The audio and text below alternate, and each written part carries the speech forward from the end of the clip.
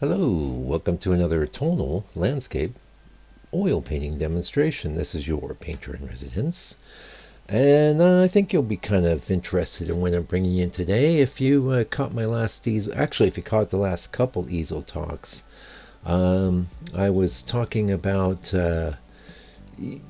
just doing little sketches, just doing something that wasn't do or die, that wasn't majorly, absolutely critical. And what I was recommending was doing little compositional sketches. So in the my Studio Pass area on Substack, you're gonna have the live version of this, and same deal for the YouTube members area. And there's links below this video for both of those. They both have their advantages. I'm rolling out my more professional grade tutorials over there at the Substack Studio Pass, but the YouTube members area is like the golden archive. I mean, there's hundreds and hundreds of real-time videos there, so check them both out. They're both very reasonable. What we're doing here is I cut a little bit I can use as a stencil, and we're going to we're using some relatively inexpensive paper. Now, what I want you to note is that I was adapting as I was going. I haven't really done this before. I just talked about it. And the first one we're doing here, I was thinking 3 on a piece of paper, and it didn't take me long to realize I could get 4. Hey, there's old Uncle Mike figuring it out. He figured it out. The reason for doing just a little bit of card or something like that's a bit of foam core is you don't want to do a bunch of measuring and stuff. You just want to get a rough idea what the size of the area you want to work with is. Now, if you work with a more square proportion, this would be based on it's a 2 by 3, so that could be painted as an 8 by 12, 4 by 6, so on and so forth. If you wanted to, you could work with different proportions. I don't think that's as critical as the idea of just making these little sketches. So now this paper I'm working on is just sketch pad paper. It's nothing fancy. You could honestly go a bit thicker, and I mentioned that in the real-time video. And to be honest, this video is probably going to be just as good in a lot of ways as that real-time video, in that this is not sped up very much at all. I'll be honest with you. Yeah. So let me have a sip of my coffee here, if you don't mind. Okay, if you know Uncle Mike and you know the channel, you know I don't like to work on white. So what we're going to do is that's the same sort of paint that I would use to prime my panels that I use to paint normally. And by the way, you can definitely buy yourself some of your own panels if you click on my supplies link underneath this video right here, and Amazon will give me some money for that, and so it's a way of supporting me that doesn't cost you a thing. So that might interest you, because hey, we're all a bit tight. So I showed you my can of paint. Now that particular paint, I bought a bit much of it. I was really into, and for years I was painting on red, burnt sienna. As it turns out, experimenting with it, I was adding black and umber to it to get it toned down a bit, and that's the color you see me painting on for most of the videos on this channel. It's deep earth, but for what we were doing here, this was great. Now see, first thing you see me doing this, I'm thinking, yeah, I'm just gonna make sure I cover those rectangles, and I thought, well, I think we could apply some more artistry than that, and then there we go, a little more artistry. Now I actually gave away 2 of these already, but you know what, I will say, if you send me an email and you want one of the other 2, well, send me an email, maybe you'll get it. Yeah.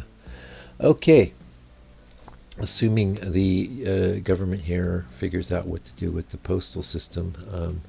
We're in kind of a dummy clown world right now, so if you the book is still available, obviously. In fact, I just brought in a whole new shipment to send out, but the government here is just taking this stupid pill. They don't know what to do, but they will resolve it. They will resolve it. So for right now, if you're interested in ordering the book, just hold off. I'll let you know.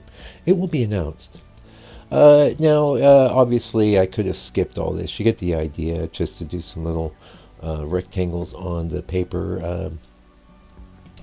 But the idea here is that maybe you've got some downtime or some time where you're lacking inspiration. You can take a whole sketchbook and do it up like that. You could do a bunch of different colors too. I think one that might be really neat would be just do like a middle gray. By the way, you don't have to use house paint. You could use regular artist paint, but the house paint works great. Now here I'm showing you the dry one. It dried for a little while afterwards. And now we're into doing the studies, just like that. Now the color I'm using is burnt umber, but I juiced it up with a little bit of burnt sienna as well, and that ended up working really excellent. So what I'm saying you should do here, and this is what I was saying in several different easel talks, and the easel talk that's going to precede this video is all about composition. And funny enough, I had technical issues. I had to do that damn easel talk 3 times, but then it occurred to me, because the third time I was thinking, well, you know what, I keep telling people to do this. I'm just going to show them what it is I think they should do. And this is what it is I think you should do. If you did a bunch of these, now I grabbed this photo reference at random. I have made a painting from this before, and it's in a very raw state. Normally what I do is I like to manipulate the reference quite extensively in Photoshop.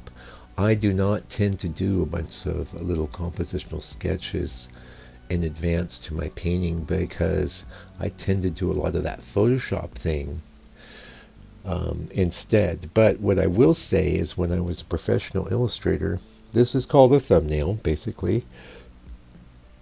And the thumbnail is the key to success. Okay, if you want to really improve your painting, take your reference and work it out. Oh, what's this, the book? Well, the book, 13 Years of Painting Knowledge, all in one spot. This is the how-to for painting the toneless way.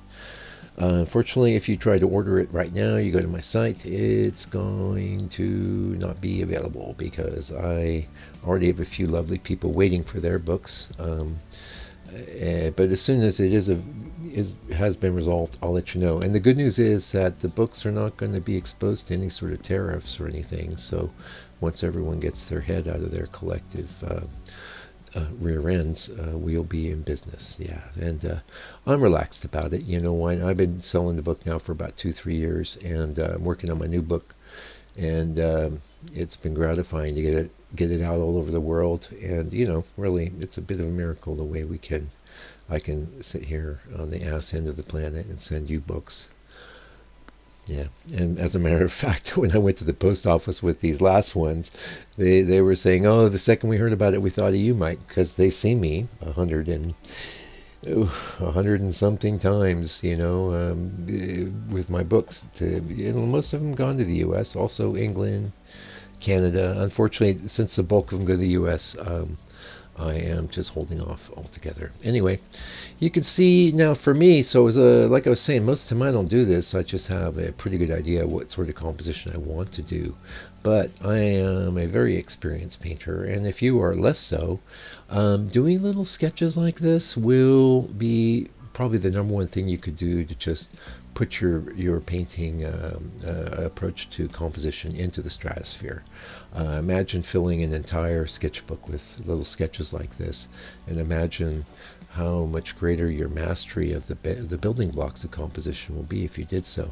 And what's great about it is that these are not critical. Like for my part, it's like I don't care about them.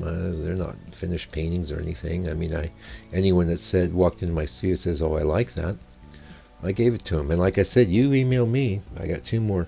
Now, this might be one of the ones I have, and the vertical one is the other one. And there was a 4th one I did where I mishit the record. Unfortunately, this video of the painting process is slightly out of focus, and that depth of field, boy, it bites me in the butt every now and again. But it's clear enough to totally see what's going on. And now this sort of composition that we're looking at here, that's what I call all in a row. Okay, and why I'm out there, and I believe this was England.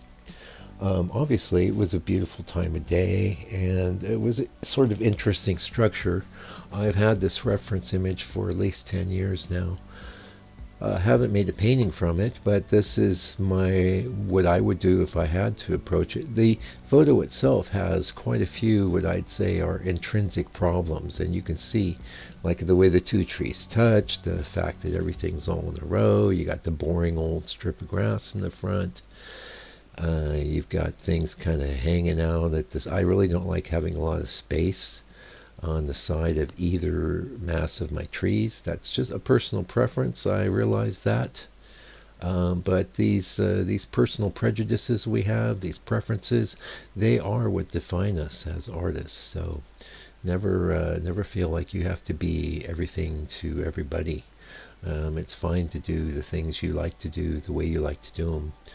What Yeah, so I'll be honest with you. I had, initially, for me, I still think this was a great exercise because what I ended up doing was saying, okay, I guess I'll raise and lower the horizons, which dramatically changes the feel of each composition. But you can see, like, why didn't I? These trees are obviously touching in the middle, but I never did that. And why? Because I know that's compositional suicide. I mean, I'm not saying that someone could make it work. I can't make it work. I don't think I can make it work. Um, I could get close, but I'm much more interested in leaving some space between those groups of trees. And this is a really good lesson for you. You want to you pull from the reference what's inspiring you. Now, I didn't worry. I was just doing shapes here, so I did. One of the things that really attracts me about this reference photo is the way the light's hitting the tops of the trees there. And what seems maybe a cool idea is like you can see that last little sketch we just did where I made the whole foreground dark. That might be really cool. And then just have the light hitting the tops of the trees with a bit of a sunset sky in the background. That could be really pretty cool, right? I think it's this early morning. I went out with the wife, one of our trips out there, and we shot a bunch of photos. And yeah, I made tons of paintings from those over the years. I was basically just going through my I have a folder full of all sorts of raw photos I've taken, and I'm sure, I hope you do too. You should do. You should be always trying to find things that you want to paint, and they're all around you. Yeah, so like I said, we're missing the third one. I forgot to the third horizontal ones. Was a pretty neat little deal too. Sorry about that. Just hit record when I shouldn't have, and didn't hit record when I should have, but it's all good. You're getting the idea here. And there was maybe less things that I could do with this particular, but what I could do was I could try it with a higher or lower horizon. I could try moving the tree over. And what's great about doing these little thumbnails is that it's just straight up valuable experience on that key learning component, which is composition, which I just did 40. I think it went over to 45 minutes. The easel talk on this last Friday I put out, and it ended up being a really good talk. And it's based on a chapter in my new book I'm writing, all about composition. And if you've been with me any time at all, you know I consider composition to be the number one way to fail at painting, or actually a nicer way to say that would be it's the number one way to succeed. If you have a good strong composition, you can get away with problems all over the show in lots of different ways, and your painting will still succeed. Whereas if you've got bad composition, it really doesn't matter how glorious your brush handling was or the depth and breadth of the value structure of your painting. None of that's really going to matter too much. Because if the composition's flawed, then it's like the foundation of the house is flawed. You're not going to be having a very good structure that's put on top of it. You could have a building with a faulty structure and build all these wonderful fixtures. You could do extra shutters on the windows, and extra special attic and a peaked roof and all that. But if that house ain't going to stay up, what was the point, right? So anyway, I hope you got some value out of this. It'd be a good experiment. Good for me to see what everyone thinks of this, and I hope you did get some good valuable learning. And check out that Substack Studio Pass. There's a great tutorial over there right now on painting with a limited palette. Until I come back with another video for your edification, hopefully for your edification and enjoyment, do me a favor and do me a solid. Take good care of yourself. Stay out of trouble and fight the power.